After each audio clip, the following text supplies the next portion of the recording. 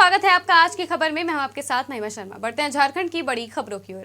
राष्ट्रपति द्रौपदी मुर्मू आज एक दिवसीय झारखंड दौरे पर थी, जहां उनके आगमन पर राज्यपाल सीपी राधाकृष्णन और मुख्यमंत्री चंपई सोरेन बिरसा मुंडा एयरपोर्ट पहुंचे। वहीं उनके रांची आगमन से पहले राजधानी रांची की सुरक्षा व्यवस्था कड़ी कर दी गई। राजधानी रांची के बिरसा मुंडा एयरपोर्ट से लेकर सेंट्रल यूनिवर्सिटी तक सुरक्षा व्यवस्था कड़ी रखी गई।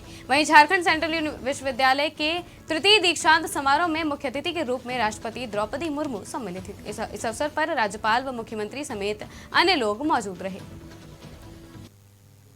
झारखंड के हजारीबाग में एक मां ने एक ही समय एक जैसे 3 बच्चे को जन्म दिया। 3 बच्चे का जन्म असामान्य घटना है और ये भी सामान्य तरीके से यानी नॉर्मल डिलीवरी के जरिए हुई है। यहाँ एक महिला ने 3 बच्चे को जन्म दिया। तीनों बेटियां हैं। वहीं लेबर रूम में कार्यरत नर्स सुनीता टोपो के मुताबिक हजारीबाग के सदर अस्पताल में करीब 4-5 साल पहले ऐसे ट्रिपलेट्स का जन्म हुआ था। वहीं सफलतम डिलीवरी के लिए विधायक मीडिया प्रतिनिधि रंजन चौधरी ने लेबर रूम के नर्सों और माता पिता को बधाई दी है।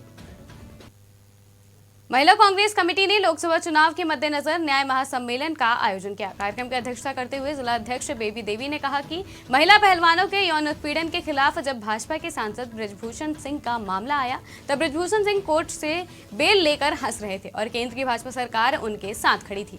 वहीं मुख्य रूप से उपस्थित जिला कांग्रेस के उपाध्यक्ष निसार खान ने सभा को संबोधित किया। उन्होंने कहा कि मणिपुर के शर्मनाक घटना पर सर्वोच्च न्यायालय के स्वतः संज्ञान लिया, तब मात्र 36 सेकंड के लिए प्रधानमंत्री ने अपना मुंह खोला। उन्होंने कहा भारतीय इतिहास में सत्ता के अहंकार में कौरवों ने भी द्रौपदी का अपमान किया था और उसका परिणाम आज सब जानते हैं कि कौरव वंश का विनाश हो गया है। यहाँ पे महिलाओं का बात रखते हुए यहाँ जो अबुआ आवास है, विकलांग है, वृद्धा है, जो यहाँ पानी का समस्या है उस पर हम लोग यहाँ चर्चा करने के लिए बैठे हुए हैं और हम लोग सरकार से ये मांग करते हैं जो यहाँ का महिलाओं के साथ समस्या हो रहा है, इस समस्या पर जल्द से जल्द ध्यान दें। और आज यहाँ पे लगवा में जिला महिला कांग्रेस कमेटी के तत्वाधान में एक महिला न्याय सम्मेलन का आयोजन किया गया है। इसमें कार्यक्रम की अध्यक्षता हमारे जिलाध्यक्ष महिला जिलाध्यक्ष देवी कर रही हैं। महिला जहाँ तक मैं बोल रहा हूँ कि नारी न्याय हम हैं तैयार, इसी के तहत ये कार्यक्रम का आयोजन है। और आज जो महिला पे अत्याचार हो रहा है, सांसद बृजभूषण ने जो महिला पहलवानों के साथ अत्याचार किया है, उसके बाद बेल लेकर के वो सांसद में हंस रहे थे और सारे सांसद प्रधानमंत्री तक उनके साथ खड़े थे। महिला उत्पीड़न ये बहुत ही दुखदायी है, लेकिन सरकार जो अपना इस तरह का रवैया महिलाओं के साथ अत्याचार का अपना रही है, ये आने वाले दिन में जो 24 में जो लोकसभा का चुनाव है, इस चुनाव में जनता भारतीय जनता पार्टी को सबक सिखलाएगी। आज दिनांक 27/2/2024 को नगवा में आगमन लोकसभा का महानगर जिला महिला कांग्रेस के तहत किया गया है। कार्यक्रम में अध्यक्षता जिला महिला कांग्रेस बेबी देवी।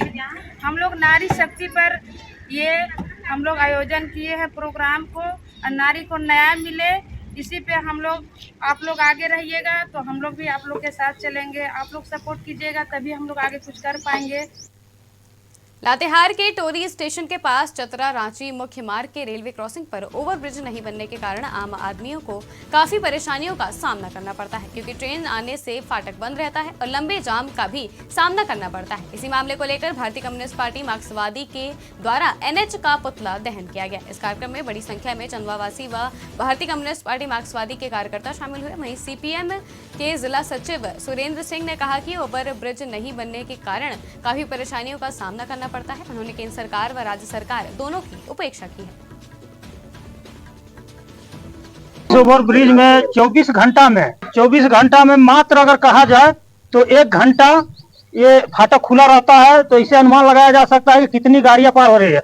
और भारत का दूसरा राजस्व ये टोरी है जो कि यहाँ पर देती है और यहाँ के जनता को उपेक्षा किया जा रहा है, ये बर्दाश्त नहीं किया जाएगा। नहीं बनने से पूरा आम पब्लिक का नुकसान है। डॉक्टर के यहाँ जाना, स्कूल जाना बच्चों के लिए, यहाँ पर आम पब्लिक बाजार जाने के लिए तरस जाते हैं, आधा दूर से ही घूमना पड़ जाता है। कभी कभी 4-4 गाड़ियां पार होती है तो 1.5 घंटा बंद रहता है, तो उस दरमियान में सबका टाइमिंग खत्म हो जाता है। जो भी यहाँ का इस रूट से चतरा से आने वाला जितना भी जा रहा है, अगर नौकरी भी करने को जा रहा है तो उसके लिए भी ये समस्या है कि उसका नौकरी छूट जा रहा है, समय पर पहुंच नहीं पा रहा है। ये बहुत भारी समस्या है और ये समस्या को केंद्र सरकार और राज्य सरकार ने उपेक्षा किया है आज तक, और उपेक्षित के कारण आज हम लोग ग्रामीण जनता पिस रहे हैं। एनएच का हम लोग इसलिए पुतला फूंक रहे हैं कि 2 वर्ष पहले फ्लाईओवर निर्माण को लेकर शिलान्यास हुआ था और इसकी निर्माण कार्य की जिम्मेदारी एनएच विभाग को दिया गया था, लेकिन दो वर्ष तक एनएच विभाग सोई रही। फ्लाईओवर निर्माण के लिए उन्होंने कुछ नहीं किया, न इस दिशा में कोई प्रयास ही किया। एनएच विभाग पूरी तरह से सो गई है, इसलिए हम लोग एनएच विभाग का पुतला दहन कर और उसको हम लोग जगाने का प्रयास करेंगे ताकि यहाँ फ्लाईओवर ब्रिज का निर्माण जल्द से जल्द हो और रेलवे क्रॉसिंग में जाम से जो लोग फंस रहे हैं उस जाम से लोगों को निजात मिल सके। जेएसएससी पेपर लीक का मामला इन दिनों सुर्खियों में है। इसे लेकर आज सदन की कार्रवाई के चौथे दिन भी राज्य विधानसभा बजट सत्र के दौरान सदन में जमकर हंगामा किया गया।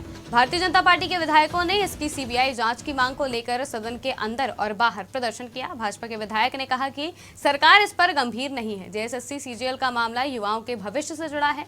उन्होंने कहा अगर सरकार इसकी जाँच सीबीआई से नहीं करती है तो ये समझा जाए कि दाल में कुछ काला है। ये जो संघर्ष है उस संघर्ष के साथ भारतीय जनता पार्टी खड़ी है और यह संघर्ष है जो जिस प्रकार से नौजवानों का रोजगार सृजन की दिशा में ये सरकार लगातार भ्रमित करने का काम किया है।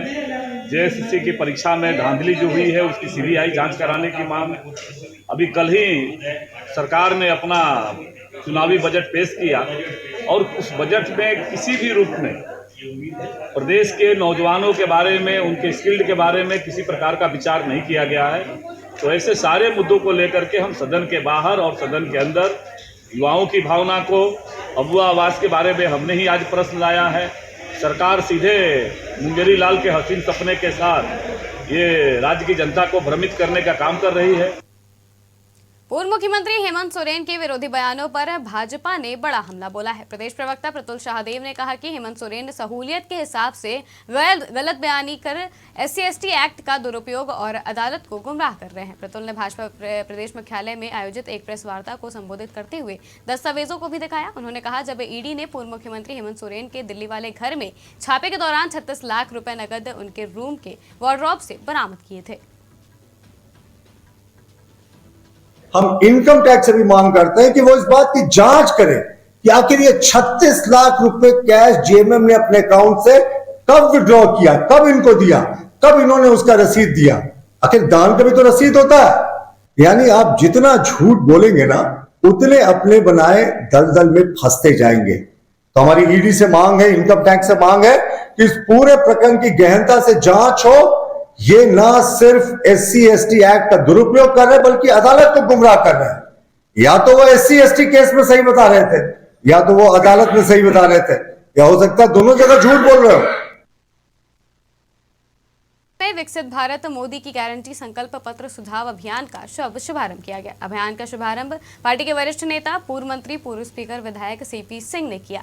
मौके पर CP सिंह ने कहा कि भारतीय जनता पार्टी ही एकमात्र पार्टी है जिसने विकसित भारत की परिकल्पना की है और इसे पूरा करने का वादा भी किया है। देश की आजादी का ये अमृत काल चल रहा है और ये भारत के इतिहास का वो कालखंड है जब देश विकास में एक लंबी छलांग लगाने जा रहा है।